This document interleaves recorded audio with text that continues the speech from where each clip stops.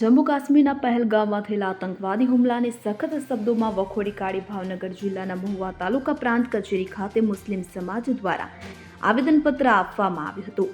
તાલુકાના તમામ મુસ્લિમ સમાજ દ્વારા જમ્મુ કાશ્મીરમાં માર્યા ગયેલ ભારતીય નિર્દોષ નાગરિકોને ન્યાય અપાવવા મુસ્લિમ સમાજ મેદાને ઉતર્યો છે. જમ્મુ કાશ્મીરમાં થયેલા આતંકવાદી હુમલાને સખત શબ્દોમાં વખોડી કાઢી આરોપીઓ વિરુદ્ધ દાખલારૂપ કાર્યવાહી કરવા મામલતદાર કચેરીએ આવેદનપત્ર પાઠવી મુસ્લિમ સમાજ દ્વારા રજૂઆત કરવામાં આવી હતી.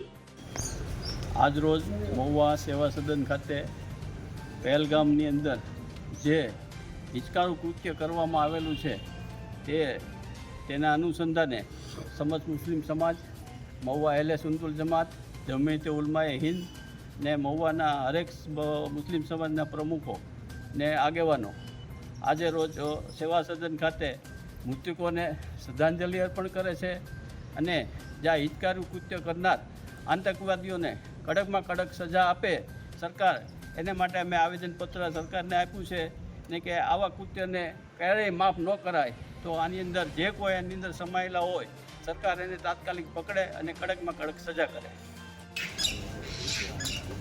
પહેલગામમાં જે બનાવ બન્યો છે એ આખા દેશ અને સમસ્ત દેશ માટે એક કલંકરૂપ છે અને એનો વિરોધ પ્રગટ કરવા માટે અને એના પર એક્શન ભારત સરકાર લે એના માટે આવેદનપત્ર આપવા માટે અમે સૌ અહીં આવ્યા છીએ અને જમીયત ઉલમા તરફથી પણ આવેદનપત્ર આપ્યું છે કે જે લોકો એમાં સામેલ છે એના પર કડકમાં કડક સજા કરવામાં આવે અને એ લોકોને પકડવા આવે, જેથી આવા લોકોની બીજી વખત હિંમત ન ખુલે એવું અમારું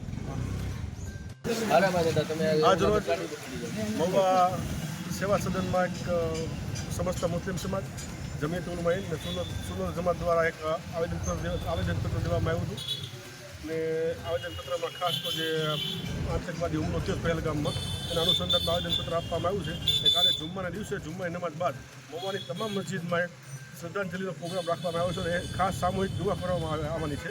એટલે સમસ્ત મુસ્લિમ સમાજના જે તે મસ્જિદમાં આગેવાનો હોય કે આગેવાનો ખાસ એક અભિયાન ચલાવે અને જુમ્મામાં ખાસ મસ્જિદમાં એલાન કરે કે સામૂહિક આપણે શ્રદ્ધાંજલિનો પ્રોગ્રામ રાખેલ છે. ખાસ કરીને એક દુઆ કે મરૂમ થઈ ગયા છે હિસાબે મરૂમને શ્રદ્ધાંજલિ આપવાની છે. શ્રદ્ધાંજલિનો પ્રોગ્રામ ખાસ આપણે મસ્જિદમાં પ્રોગ્રામ રાખવો છે સમૂહ. અત્યારે શ્રદ્ધાંજલિનો પ્રોગ્રામ અત્યારે અસરી નમાઝ બાદ છે. કાલે જુમ્માની નમાઝ બાદ તમામ મસ્જિદમાં મહુવાની તમામ મસ્જિદમાં એક શ્રદ્ધાંજલિનો પ્રોગ્રામ રાખવામાં આવે છે. સામૂહિક દુઆનો કાર્યક્રમ રાખવામાં આવેલ છે. અમીન પાયક સાથે CN24 ન્યૂઝ ભાવનગર. હવે જુઓ દેશ દુનિયાની તમામ ખબરો તમારી આંગળીના ટેરવે.